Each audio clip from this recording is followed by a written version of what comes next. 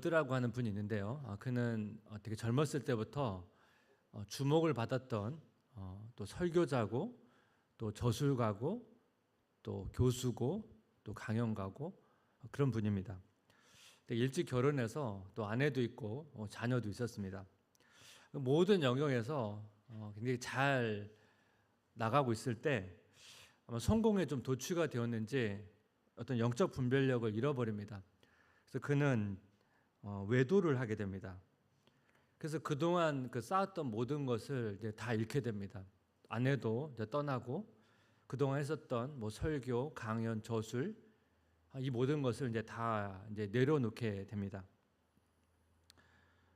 그래서 그는 할 게 없잖아요. 그래서 이제 트럭 운전사 일을 하게 됩니다. 그는 이 과정에서 너무나 이제 힘든 시간을 보내게 됩니다. 그래서 총으로 자살 충동도 느끼고 자살할 생각도 막 하고 나중에 어떻게 좀 다시 이제 재혼을 하게 됐는데 그 재혼도 깨어졌습니다. 본인이 이제 잘못한 선택으로 인해서 그 잘못된 선택의 결과를 이제 온몸으로 이제 경험하고 있는 거죠. 그리고 이 과정에서 예수님의 은혜를 다시 깊이 있게 경험하는 그런 시간도 경험하게 됩니다.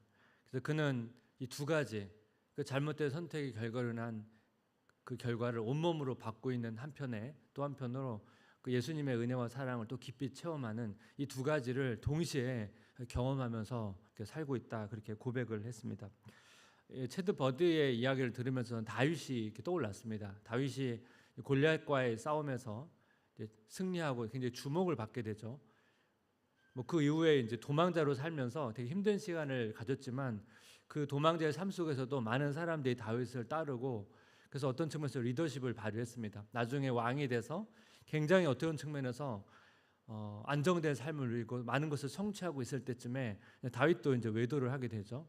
그래서 그 외도의 결과로 다윗도 그 후에 그 잘못된 선택을 인해서 그 많은 어려움들을 또 몸으로 느끼게 됩니다.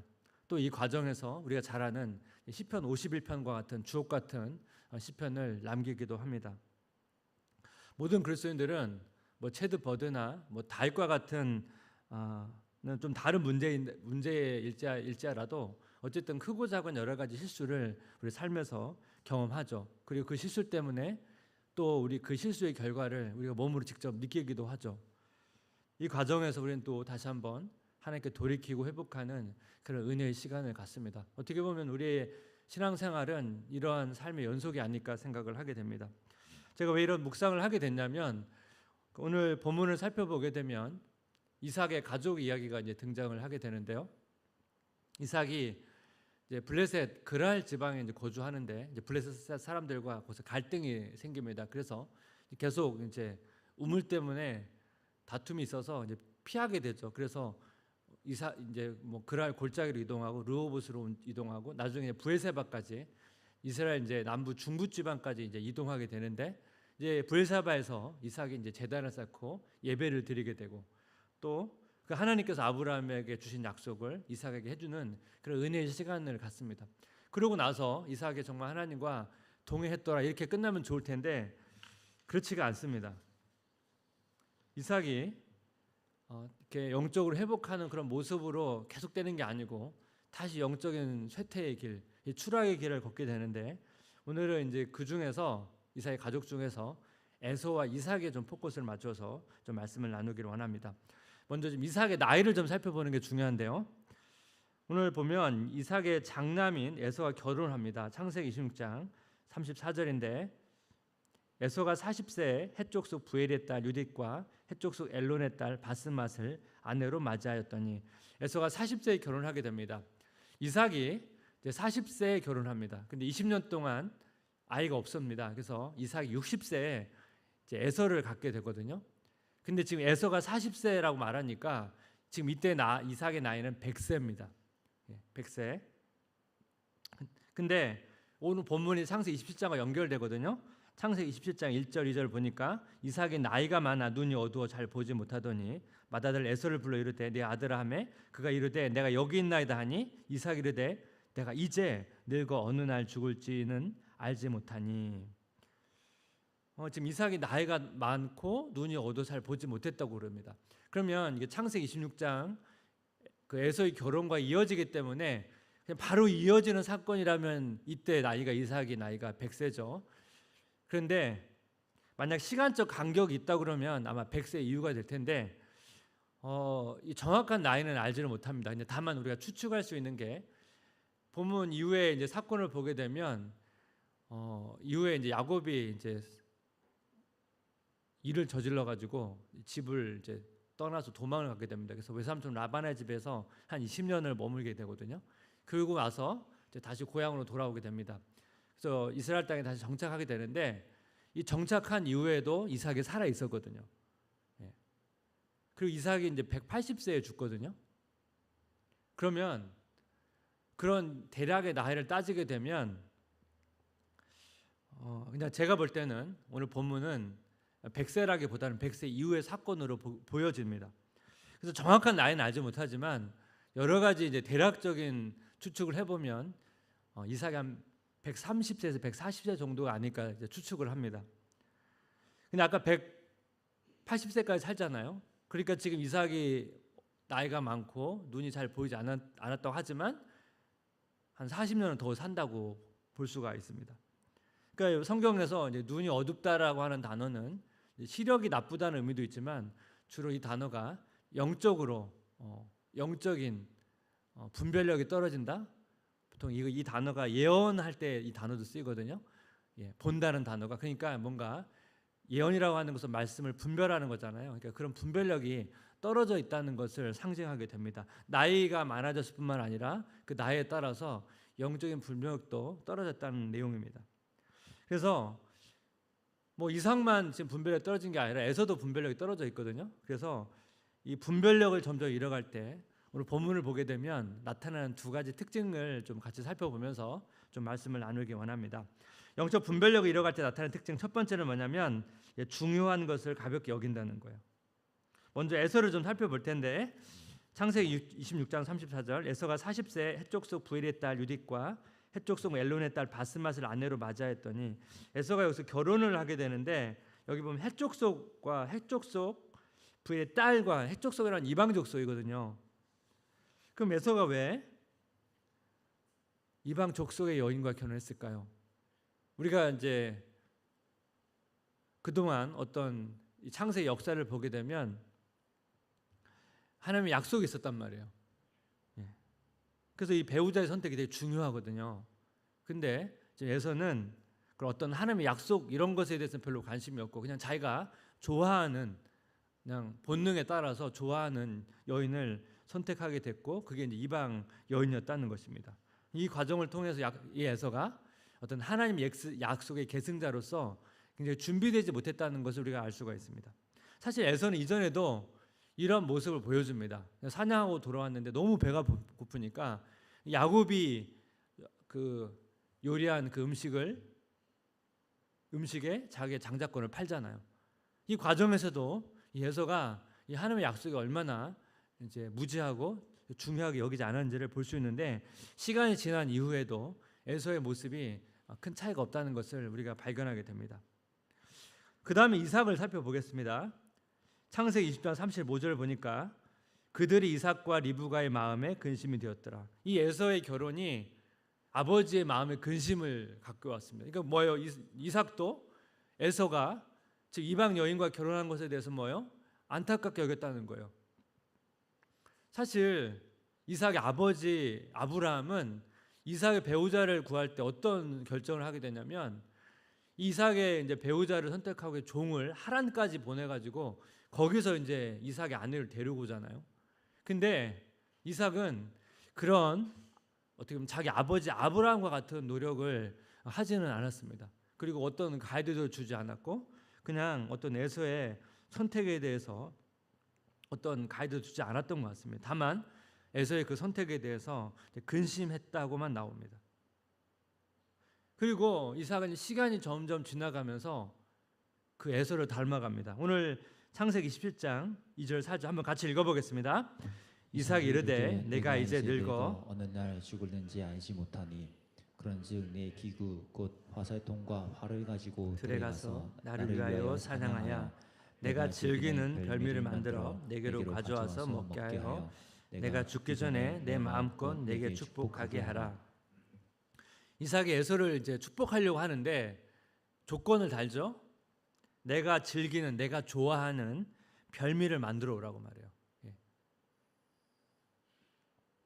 이삭이 리브가가 에서와 야곱이 태어났을 때 하나님께서 이 야곱을 선택했다는 것을 알고 있었을 것입니다. 그리고 어떤 에서의 여러 가지 선택을 바라보면서 에서가 뭔가 하나님의 약속의 계승자로서 부족하다는 것을 여러분 감지했을 것입니다. 앞에서도 에서의 결혼에 근심하지 않았습니까?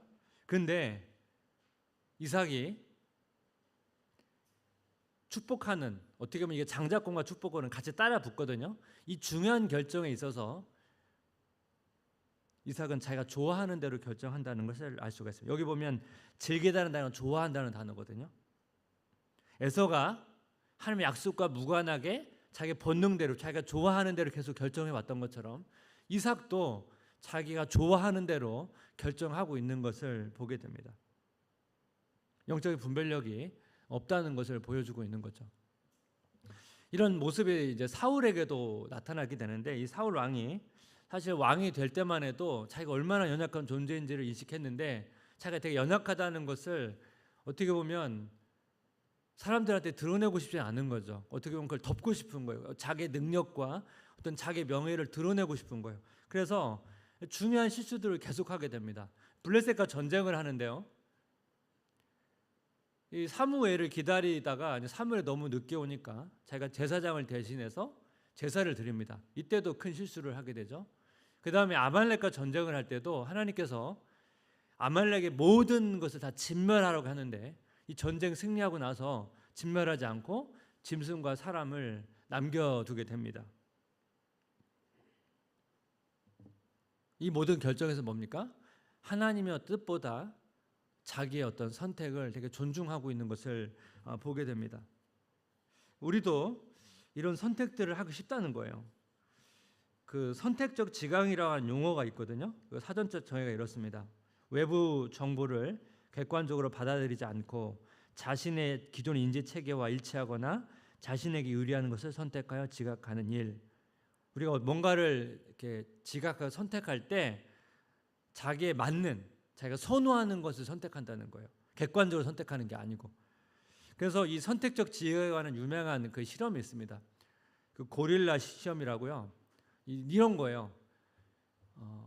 흰 옷을 입은 세 사람과 검은 옷을 입은 세 사람이 있는데 그 세 사람이 막 서로 움직이면서 농구공을 패스를 합니다. 농구공 3개를 막 패스를 하거든요. 근데 이제 그 실험에 참여한 사람들이 뭘 해야 되냐면 흰 옷 입은 사람 세 사람이잖아요. 이 흰 옷 입은 세 사람이 몇 번 패스하는지 그 영상을 보면서 흰 옷 입은 세 사람이 막 움직이면서 서로 패스를 할 때 흰 옷 입은 사람이 몇 번 패스하는지를 숫자를 세는 거예요. 그래서 이제 이 실험을 통해서 영상을 딱 본 다음에 근데 실험을 다 끝나고 나서 질문이 바뀌어요. 몇 번 했냐잖아요. 근데 그걸 물어보는 게 아니고 그 영상을 보는 중간에 이제 고릴라 가면을 쓴 사람이 이제 그 영상 중간에 한번 지나가거든요. 그래서 끝나고 나서 실험자들에게 고릴라를 봤는지를 물어봅니다. 그럼 그 중에 몇 명이 고릴라를 봤을까요? 50%가 고릴라를 봤습니다. 나머지 반은 고릴라를 보지 못했습니다.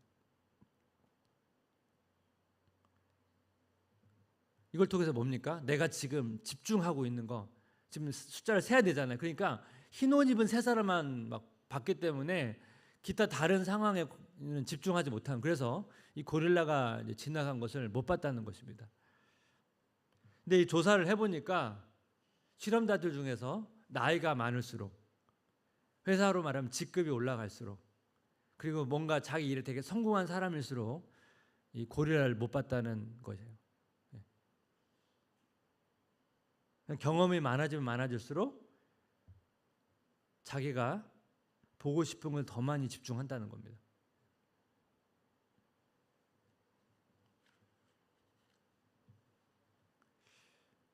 이거 오늘 좀 우리 삶에 적용한다면 여러분 한 주간 동안 또 하루를 보면 우리 굉장한 많은 자극들이 있거든 우리 삶에. 예.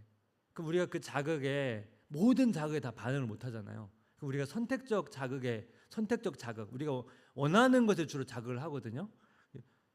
그러니까 어떤 자극에 우리가 반응하냐가 되게 중요한 거예요.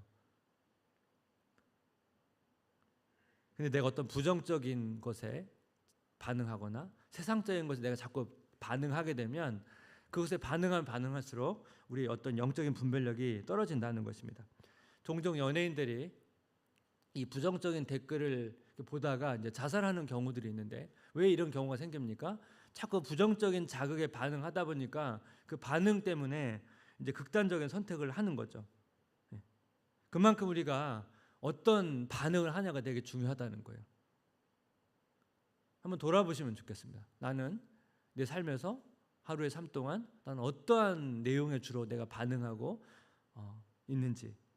그래서 어떤 세상적인 자극이나 또 부정적인 것에 대한 자꾸 반응하는 것이 아니라 또 하나님의 뜻에 대해서, 하나님의 은혜에 대해서 또 그런 것에 우리가 반응해야 된다는 것입니다. 그런 반응을 해야 우리가 점점 더 영적인 분별력이 더 생긴다는 것입니다.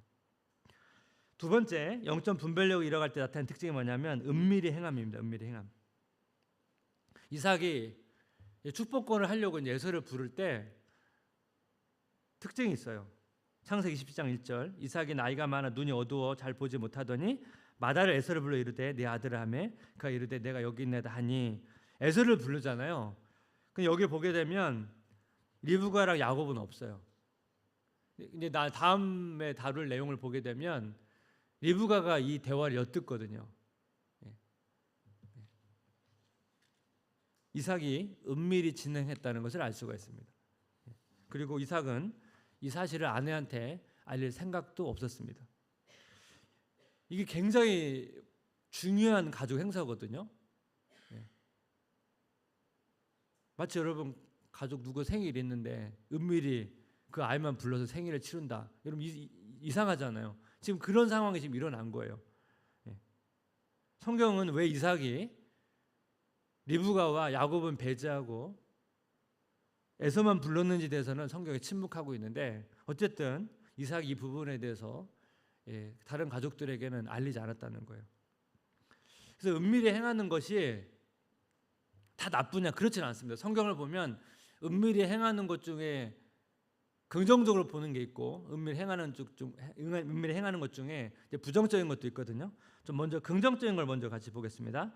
사무엘상 16장 1절 2절인데 여호와께서 사무엘에게 이르시되 내가 이미 사울을 버려 이스라엘 왕이 되지 못하게 하였거늘 내가 그를 위하여 언제까지 슬퍼하겠느냐 너는 뿔에 기름을 채워 가지고 가라 내가 너를 베들레헴 사람 이새에게로 보내리니 이는 내가 그의 아들 중에서 한 왕을 보았느니라 하시는지라 사무엘이 이르되 내가 어찌 갈 수 있으리까 사울이 들으면 나를 죽이리다 하니 여호와께서 이르시되 너는 암송아지를 끌고 가서 말하기를 내가 여호와께 제사를 드리러 왔다 하고 하나님께서 사울을 이제 안 되겠다 이제 얘를 패야겠다 결정하신 다음에 이제 다윗을 이제 왕으로 세울 계획을 세우시고 사무엘을 보내서 다윗에게 기름을 부으라고 시킵니다.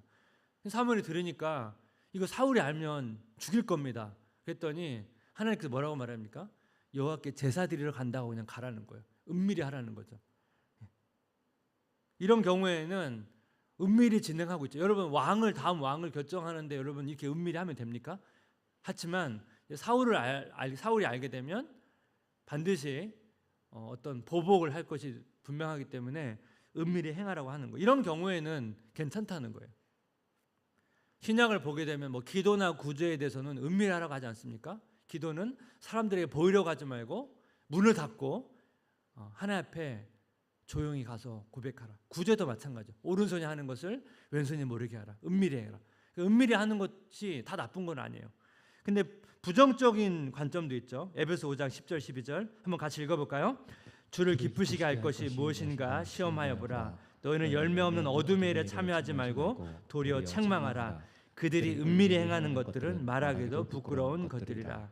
우리가 행하는 것들 중에서 우리가 하나님께서 기쁘시게 할 일을 먼저 점검하라는 거예요. 점검해보고 하나님께서 보실 때 이거는 합당하지 않다 그러면 뭐예요? 하지 말라는 거예요. 그런 것들이 주로 열매 없는 어둠의 일, 은밀히 행하는 일 이렇게 정의를 하고 있다는 거죠. 왜 이렇게 하지 말라고 합니까? 너희가 아무리 은밀히 행하고 있다 할지라도 하나님이 다 아신다는 거예요. 누가복음 12장 3절 보니까 이러므로 너희가 어두운 데서 말한 모든 것이 광명한 데서 들리고 너희가 골방에서 교회되고 말한 것이 지붕 위에서 전파되리라. 하나님이 다 아신다는 거예요. 하나님은 전지전능하시고 편재하시기 때문에 아무리 우리가 혼자 은밀히 하는 것도 하나님은 다 지켜보신다는 거예요. 하나님의 관계뿐만 아닙니다. 사람과의 관계도 마찬가지인데 그 미국의 심리학자 조셉 루프트와 해리 잉햄의 이름을 따서 그 조해리의 창, 조하리의 창 이렇게도 이제 발음에 따라 불리는데요. 이게 심리 분석 틀이 있어요. 사진을 한번 보시면 창이 4개가 있죠. 창이 4개가 있는데 첫 번째 열린 창은 뭐냐면 나도 알고 다른 사람도 알고 있는 나의 상태의 영역이고, 숨겨진 창은 나는 알고 있지만 다른 사람을 모르고 있는 나의 상태의 영역이죠. 그래서 종종 자기 자신에 대한 어떤 정보나 감정 등을 공개하지 않는 영역, 이런 것이 이제 숨겨진 창이고, 보이지 않는 창은 뭐냐면 나는 모르지만 다른 사람들이 나에 대해서 알고 있는 거예요. 그 다음에 미지의 창은 나도 모르고 다른 사람도 모르게 되는 그런 영역이겠죠. 또 오늘 본문과 연결해 보게 되면 숨겨진 창이 되게 중요한데, 숨겨진 창은 뭡니까? 나는 알고 있지만 다른 사람이 모르는 그런 영역이에요. 근데 이런 영역이 되게 많으면 많다는 것은 뭐냐면 그만큼 내가 사람들과의 관계에서 투명하지 않다는 거예요. 근데 사람들과의 관계에서 내가 너무 비밀이 많다는 것은 한편으로 하나님과의 관계도 투명하지 않을 가능성이 높습니다. 그래서 이런 부분이 열려야 하나님과의 교제도 깊어지고, 하나님과의 교제가 깊어져야 어떤 영적인 분별력도 생기게 되는 것이죠. 앞에서 제가 말씀드렸던 체드 버드가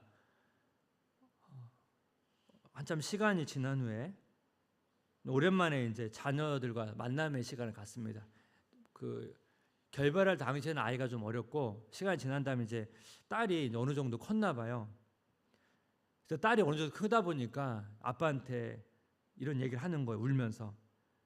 왜 엄마를 속이고 바람을 피웠어요? 질문을 한 거예요. 그래서 이제 체드 버드가 그동안 딸한테 못했던 그 진실한 고백을 이제 고백하는데, 그 다음에 제가 한번 천천히 읽어드리겠습니다. 대략 반 시간 정도 후에 딸의 방을 걸어 나오면서 나는 수년 전에 느껴보지 못한 자유로움을 느꼈다. 아마 내 전생에서도 그것은 반환점, 각성의 순간이었다. 딸의 침대 아래 무릎을 꿇고 내가 진짜 누구인지 딸에게 들려줄 때까지 나는 약함에 해방시키는 능력을 결코 알지 못했다. 나는 나의 교만, 나의 자아, 나의 부정에 대해 말했다. 딸은 나를 용서했고 나를 포용했으며 우리 둘은 함께 울었다. 이렇게 나는 자유는 내가 나 아닌 어떤 사람인 채 하는 것에서 오는 것이 아니라 있는 그대로 나를 용납하는 어떤 이의 애정어린 환대로부터 나온다는 것을 배웠다. 이 고백을 하고 딸과의 어떤 마음의 화해를 하고 이런 식을 하면서 어떤 자유함을 고백했다는 것이죠. 그런데 오늘 이 저자가 자기가 그동안 숨겨왔던 마음에 있는 것을 고백했기 때문에 자유를 누렸다, 이것이 결론이 아니에요. 그 다음 내용을 한번 보겠습니다. 그리스도는 우리의 거짓 가면을 그 자신의 진짜 얼굴로 바꾸신다. 이렇게 가면을 벗기시는 하나님은 그 자신으로 우리를 가리신다. 머리부터 발끝까지, 심장부터 영혼까지 예수님의 의로 우리를 덮으신다. 우리 하나님 아버지께서 우리를 바라보실 때 거룩한 자들로, 죄인이 아니라 성도들로 보신다. 이 내용이 이 저자가 하고 싶은 얘기예요. 비록 자기 안에 이런 고백을 했지만 이 고백이 중요한 게 아니고 이 고백의 과정을 통해서 하나님께 주권적으로 자기의 가면을 벗기시고 숨겨진 자아 속에서 나를 나오게 하시고, 이 과정에서 뭐예요? 자기를 덮어주시고 용서해 주시고 나를 치료하시고, 그리고 나를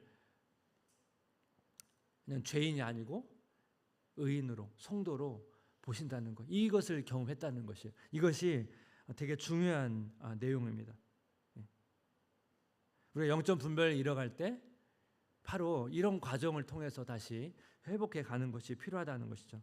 말씀을 좀 마무리하면서 그 연세대 김상근 교수님의 군주의 겨울 영웅전을 보게 되면 원래 그 영웅전이라고 하는 책이 그 델포이 신전의 사제였던 플루타르코스가 한 20년 동안 50명의 영웅을 비교한 책입니다. 그래서 원래 영웅전이라고 하는 이름보다는 비교 영웅전이 더 정확한 번역이라고 하네요.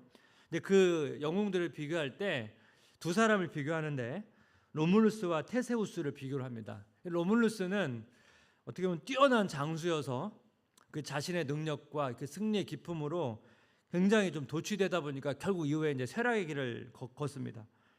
자신의 업적에 너무 주투되어서 결과적으로 나중에 이제 전제 정치를 펼치게 되고, 반면에 이제 테세우스는 타인을 위해서 악인과 맞서기 위해서 이제 길을 떠나는 어떤 참된 영웅으로 이렇게 묘사를 하게 되는데, 뭐 이제 테세우스의 스토리를 보면 괴물을 처치하기 위해서 자기가 선택한 그 길, 고난의 길이겠죠. 그 고난을 통해서 그가 얼마나 용기 그리고 정의에 대한 열의, 덕행에 대한 갈망, 이것을 테세우스가 보여주고 있다는 것입니다.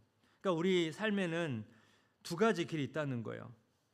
어떤 측면에서 어떤 자기 업석과 성취에 취해서 영적 분별을 잃어가는 로물루스의 길이 있고, 타인을 위해서 자발적으로 섬기고 또 희생하는, 그래서 고난의 길을 걸었던 테세우스의 길이 있다는 거예요. 저는 이 두 가지 길을 보면서 예수님이 떠올랐습니다. 왜냐하면 예수님께서 바로 이 테세우스의 길을 걸었기 때문에 그렇습니다. 우리를 위해서 이 땅에 오셔서 자발적으로 섬기시고 희생하시고 고난의 길을 걸으셔서 우리에게 놀라운 승리를 약속해 주지 않았습니까? 그래서 우리가 바로 그 예수님의 길을 걸어갈 때 우리도 그 길을 걸을 때야만 올바른 영적 분별력을 가지고 이 승리를 맛볼 수 있다는 것입니다. 여러분, 남은 한 주간 동안 예수님께서 걸으셨던 바로 그 길을 걸어가면서 주 안에서 승리하시는 성도님 되시기를 주님의 이름으로 기도하고 축복합니다. 우리 같이